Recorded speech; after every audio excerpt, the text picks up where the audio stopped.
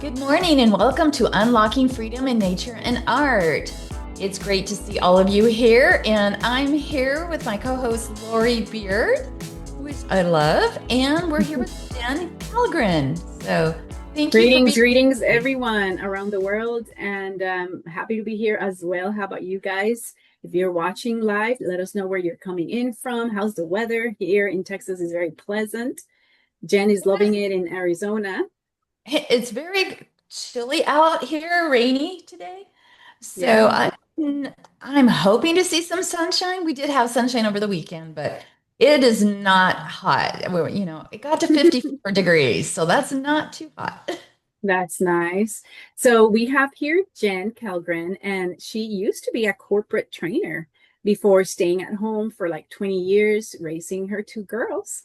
And she understands what it's like to go through reinvention. And that's what she's going to talk to us today, especially as women, or it doesn't matter if you're male or female. There's a point in our lives that we see a crossroads and we need to decide. Um, should I go in this new beginning, new adventure, and reinvent ourselves? So thank you for being here, Jen. Welcome. Thank you, Lori and Tammy. It is a pleasure to be here. Well, it's our honor, and we're going to start. Jen, you're in Arizona at the moment, correct? Yeah, All yeah, right, we have a house right outside of Phoenix. awesome. And so, anyway, let's start with you telling us where you kind of grew up, a little bit about yourself. Okay. I grew up in a small little town called Forest Grove, Oregon, and grew up there my entire life and had a lot of the same friends like growing up. And yeah, just then I didn't venture too far when I got married. I moved across the border I was to going to say, it's not a very small town anymore. Probably not. Yeah, it has, I'm sure it's grown a lot. And then I met my husband. He lived in Vancouver. And so I moved to Vancouver and have lived in Washington ever since. 2 years ago, we bought a house down in Arizona. And so now we're kind of trying to get down to Arizona a little bit more. And I just love the sunshine. And one thing I'm going to be talking about today is following the joy crumbs. And the sun brings me so much joy. And so I realized that about myself and I was like, I need to spend a lot more time in the sun. So that was kind of what brought us to Arizona and kind of my snapshot of my journey. Well, I understand that. We used to live in Eugene, Oregon. Oh, nice. So, and we have a lot of friends up there. My husband actually lived in Forest Grove too before. Um, but it was Eugene was Yeah, like it's like Seattle area, very rainy. And so we had a tanning bed on site. So I would use it a couple times a week just to get some vitamin D because you don't realize how gloomy it can get in the wintertime. So, that makes a huge difference. Yeah. yes, I'm very, very, very familiar with the area there. So Oh, that's awesome. It's such a small world. it is. And we have another person in our group. I know Adriana, she lives in Vancouver area as well. So Nice. Oh, that's awesome. so on your story here, so you grew up, and you went to school in Forest Grove, just a normal childhood, nothing drastic or anything like that. No, I grew up in the 80s. It was like the greatest time to go to high school. I graduated in 91, so like 88, 89 was when all the hair bands were out. It was just a really fun time to be a teenager, I think. And even looking back, it's like even my kids, they love watching the old 80 movies because times have changed so much. And I feel like that's kind of why my heart is really drawn towards these women groups and bringing women together because I think of how much society has changed and how disconnected we are now. And a lot of it is because of social media and where people, there's a lot of encouragement that happens on Instagram. I try to be an encouragement on there as well. But there's a lot of disconnection where people feel connected to someone, but they're not truly connected. And so for me, I feel like I just really wanted to create women groups where we could encourage and support one another. And I think that part of what happened when I turned 50 um, was that I kind of felt alone. And now, mind you, it was happening at the same time as the pandemic where everyone was alone.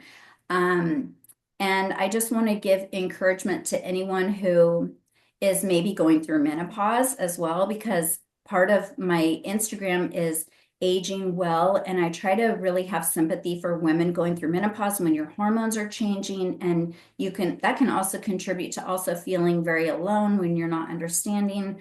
It's almost like, remember going through puberty, how difficult that was. And nobody talks about menopause. Luckily, people are talking about it more.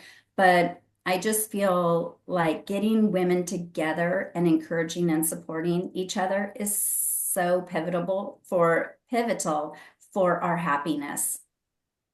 We need Yes. each other. We need each other. Sometimes I feel like people, when I have feel betrayed and things like that, there's a song in the 70s that say, I'm a rock, I'm an island. And I'm like, I'm that. I'm a rock and I'm an island too. Like I don't need anyone. I cannot trust anyone. But then deep down, yes, it's very hard to find, but it's not impossible to find like-minded people that you can trust, and you can even build a tribe, like some people say, to have each other's back. And I say that sometimes when women are on discord, they can be the worst enemies, but when they're in harmony, and like I said, they're like-minded and they're loyal to each other, it can be so powerful and it can change the world even.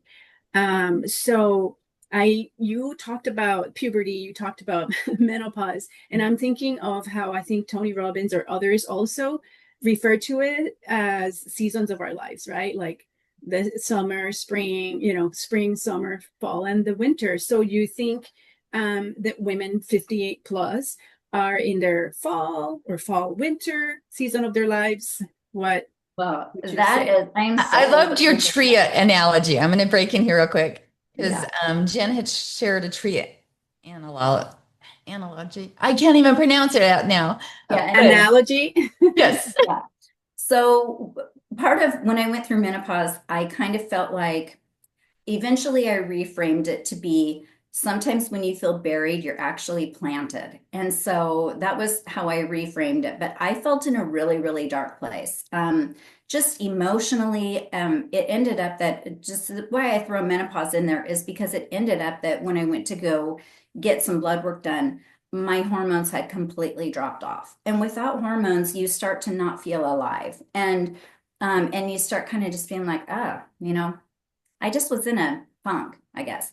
So I realized one day I needed to get happier. So what started this whole journey is I called my friend and I said, if I started a 30-day happiness journey, would you do it with me? Every day I'm just going to provide a little tidbit and I'll give you a homework assignment. So this started, oh, I'm getting goosebumps. This started a where I am right now, that phone call. So I started a little private Facebook group, and every day for 30 days, which consequently it ended on Valentine's Day, which at the very end, I was like, give yourself a big hug. And it was just like, I couldn't have planned it even better. So I went through this 30 days, and part of the 30 days was this pivotal day where I was standing outside and I looked at the trees. It was late January when I did this. I looked at the trees and they were bare.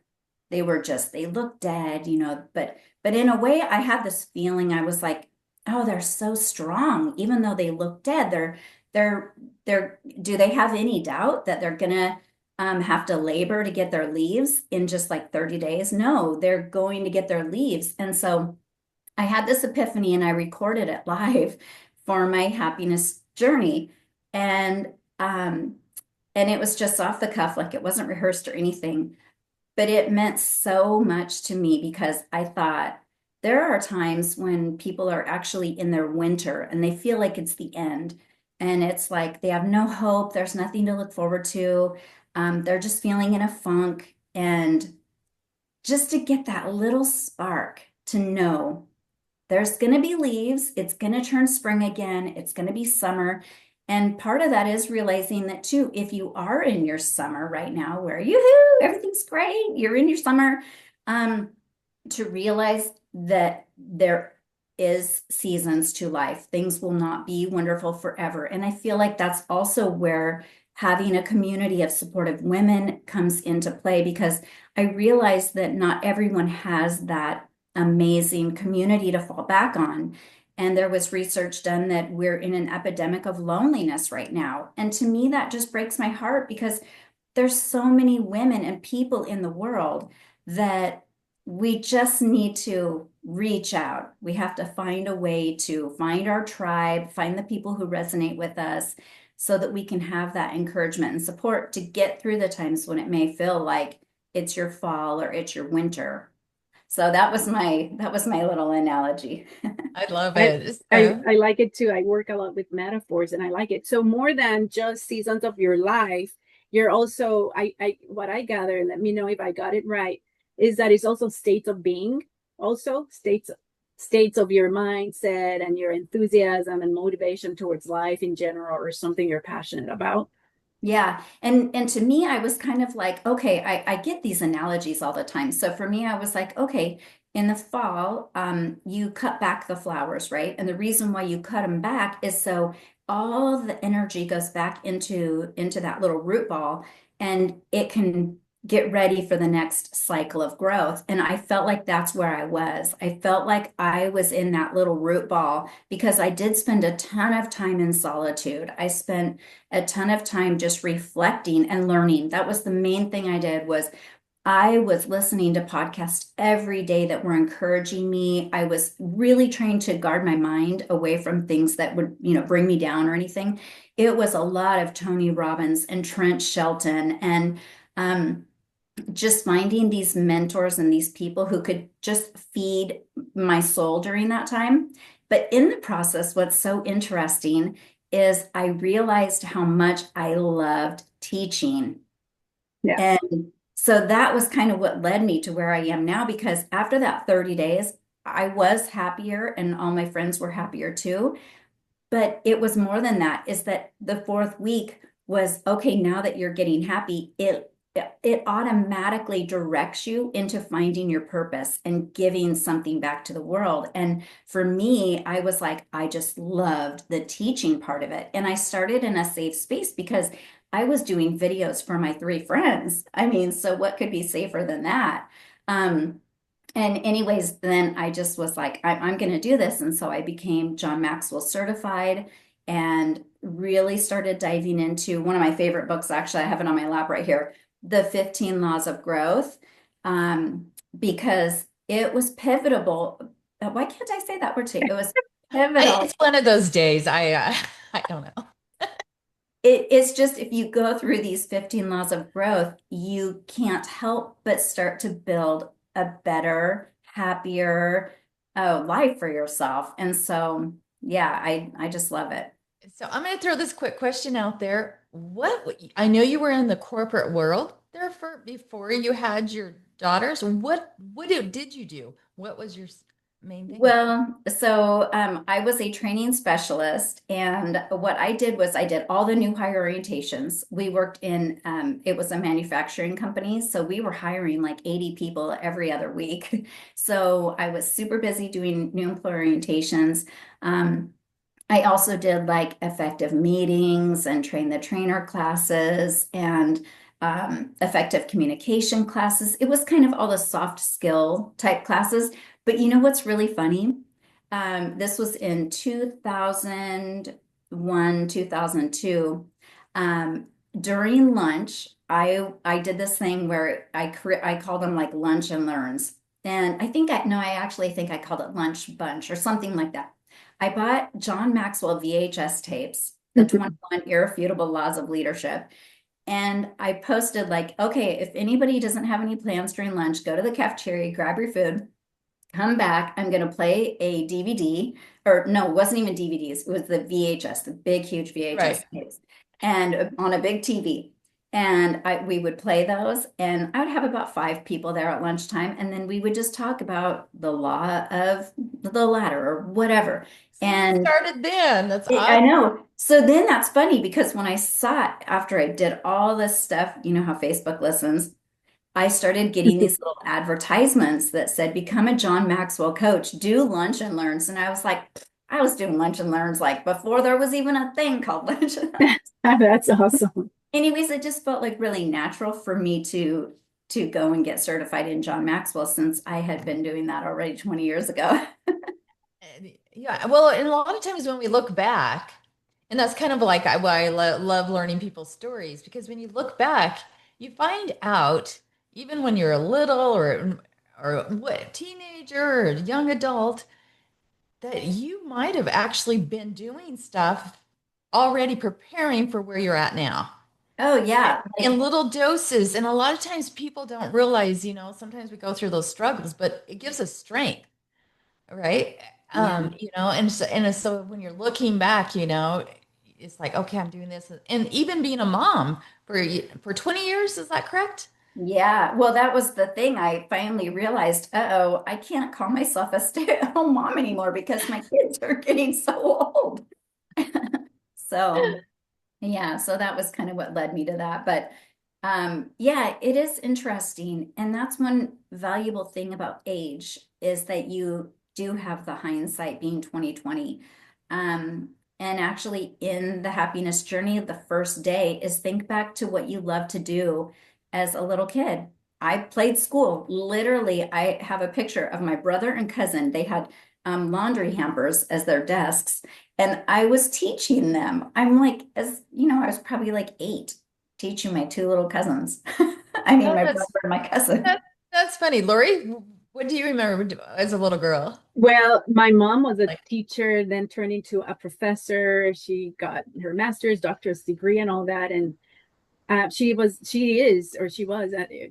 is, but she retired. That's what I mean. She was a great teacher, very practical. She had fun with it.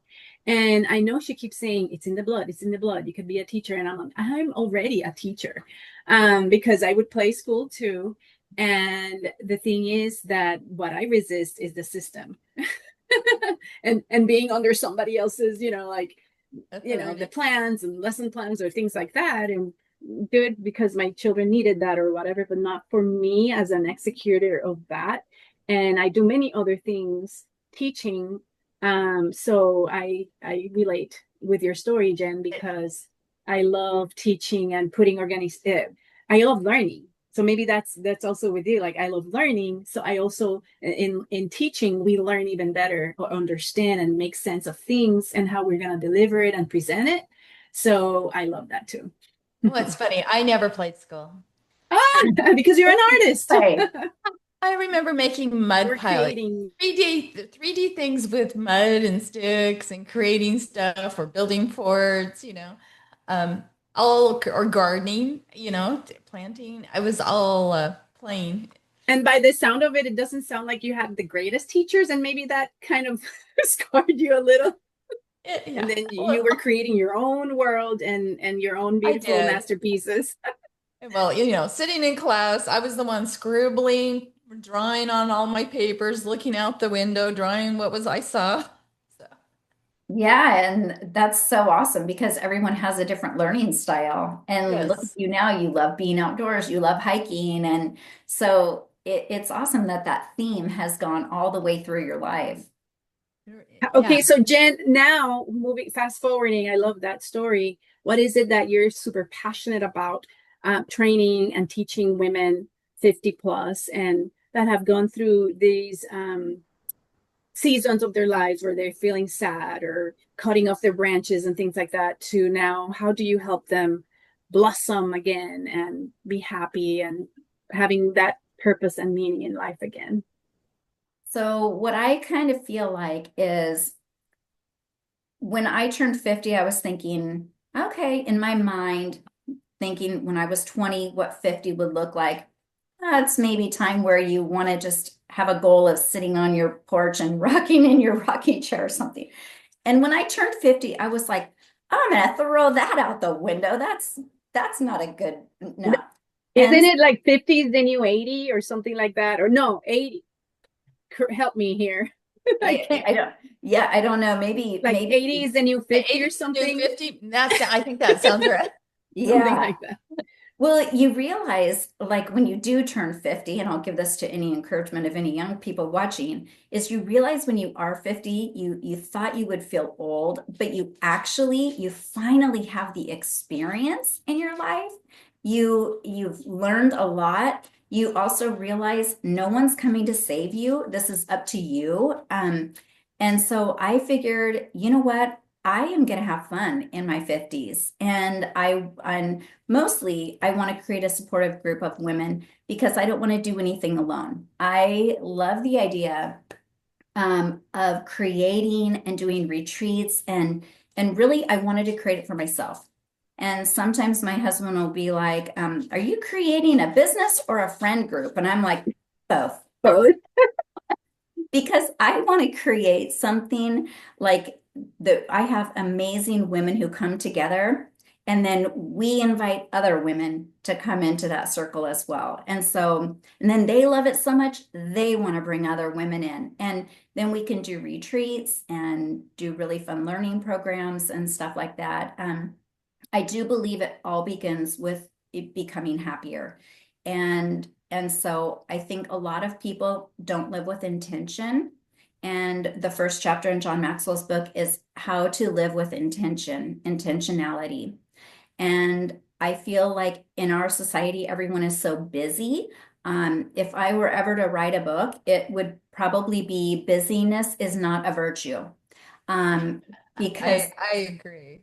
yeah, it's like how many times I've tried to connect with a friend. Oh, I'm so busy. And or let's go to coffee. Oh, I'm so busy. And it's like everyone is so busy doing the things that don't actually bring them joy.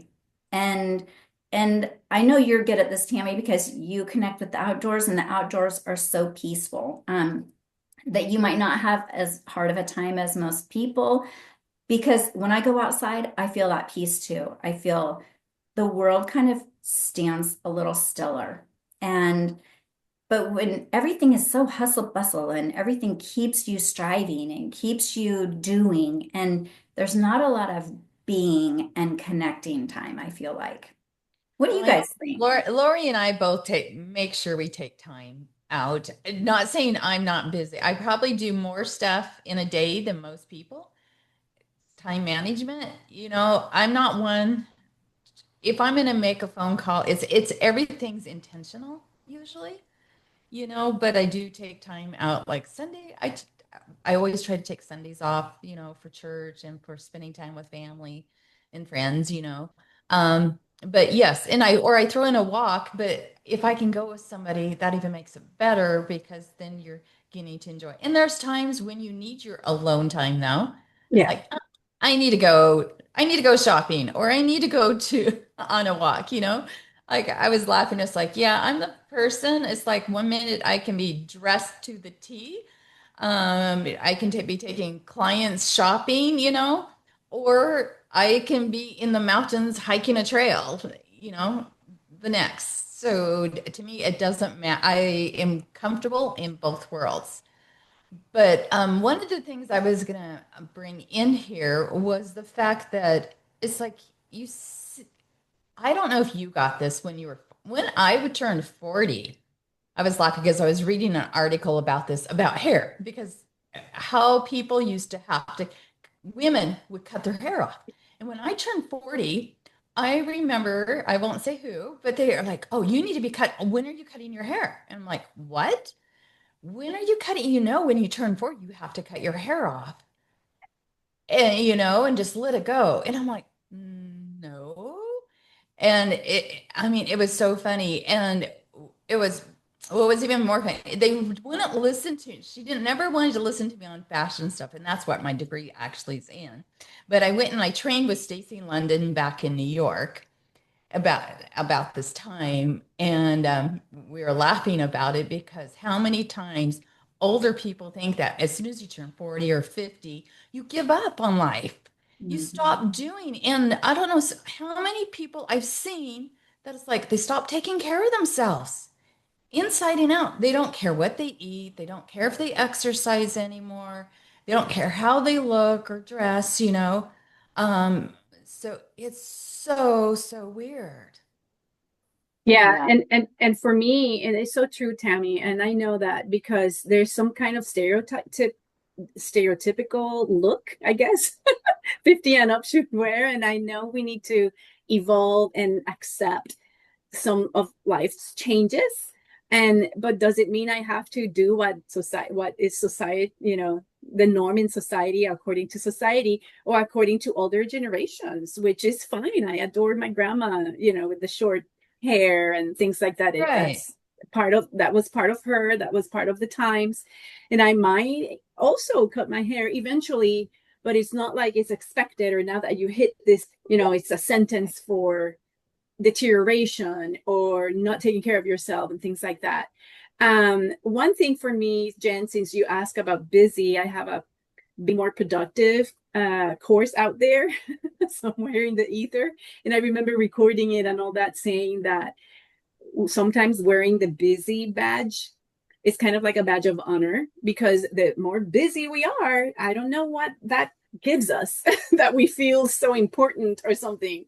And it is not because I have a new friend and she's taught me she what she likes to say, I've been active, so I don't know if that's synonym to busy, but I kind of like that approach better, that I've been active. Like, to me, that even sounds like being productive, contributing to society, mentally, physically active, spiritually even.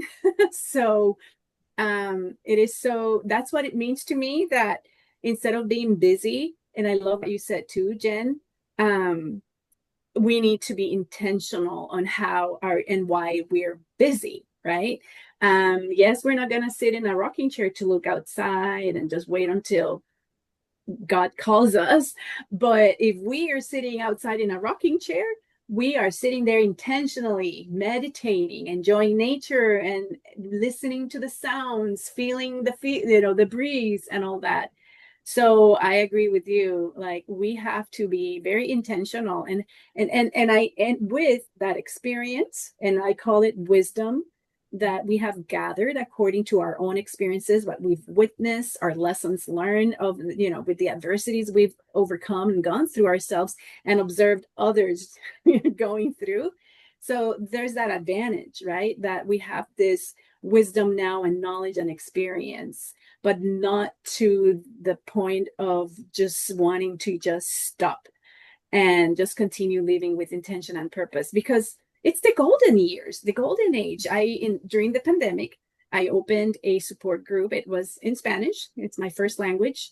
And we baptized, we called that group the Latin Golden Girls. Those ladies were terrorized about this new disease or whatever. Those ladies were, but I was encouraged to do a support group with Hispanic ladies that were in their 50s, 60s, and 70s.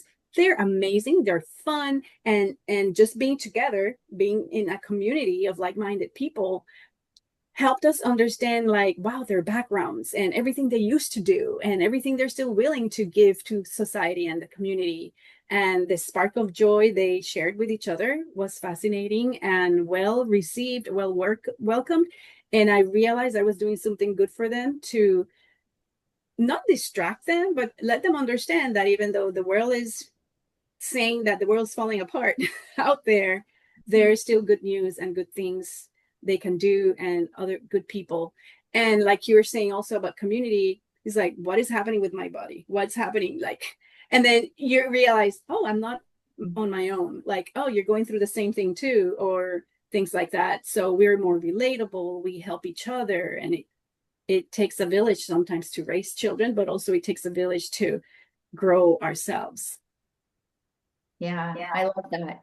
And what you were just talking about, Lori, and what you did for those women is why I love masterminds so much, because it kind of sounds like you did almost like a mastermind, because I never would have imagined that through a Zoom call and a community, an online community, that you would actually be able to orchestrate an actual connection between women.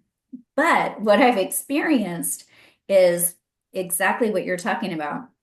when you have a community of people and they're going through the same thing together, whether it be the 15 laws of growth or whether it be, aging or whatever it is, you really want to, you end up like hearing people's stories and the real stories, not just like, oh, the weather's really nice today, or whatever, but you end up having real deep conversations.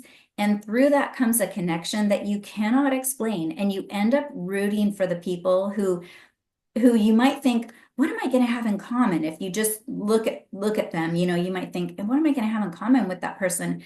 And then you get to know them on a deeper level, and you're like, oh my gosh, I'm rooting for them. I want them to win in their life. I want them to do that thing they want to do. And then you realize you have this whole squad that's behind you. And I just feel like if women have that, there's no stopping us. And I feel like almost society wants women to pit against each other in some weird way because when I kind of started my business, I based it on Lisa Bevere. She has a book called Lioness Arising, I want to say. And in the beginning of one of the chapters, it says, if the women of the world ever came together for the sake of mankind, it would be a force no one has ever known. And to me, that just gave me goosebumps. And I was like, I want to create that. I want to create that. And so I label myself as a women's growth mentor because I wouldn't mind coaching one-on-one, but really I love the group environment and I love the synergy that goes on inside of a group where I'm not your guru or whatever. I like it to be a group environment. That's what really fuels me. Yeah. Well, and Lori and I actually, it took us what, 3 years, Lori, before we even met each other in person, Oh, Wow, even though we're doing stuff. that's So, awesome. and that was the icing on the cake because we felt there was so much trust already, so much. I really, we were so bonded anyways through the screens. And I have a story to tell about that with the Spanish group, the Latin Golden Girls. Lady fell sick and not related to what was happening at the times. It's just something that she already went through, came back, resurfaced aggressively.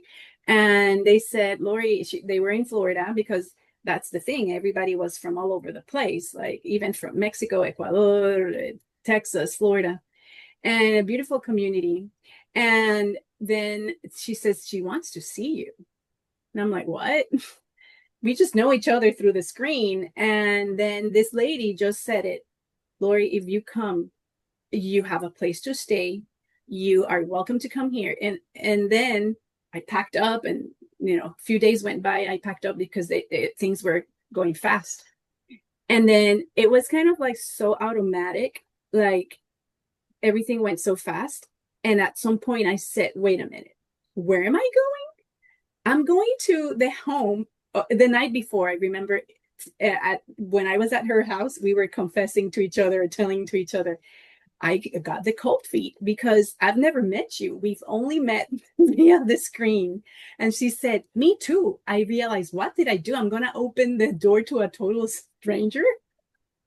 But at the end, we both felt the comfort of, no, we know exactly what we were doing when I invited or when I accepted the invitation because we felt so good. And that's how, in my spiritual world, I would say that's how the spirit of discernment works. And that's how, even through the screens, we can see and we can tell that we're good people. And it was such an amazing opportunity to bond now face to face. And then I got there too late. While I was traveling, she passed away, but the other people that were there and relatives and other people from the group also traveled because they were in the area. And it was an amazing, beautiful experience. But this is the power of technology, number one. This is the power of us getting together and a leader, one person taking the initiative, like you all here, Jenn, Tammy, taking the initiative to start a movement, start a community for that, for getting together and sharing goodness. So, but it was a very special opportunity.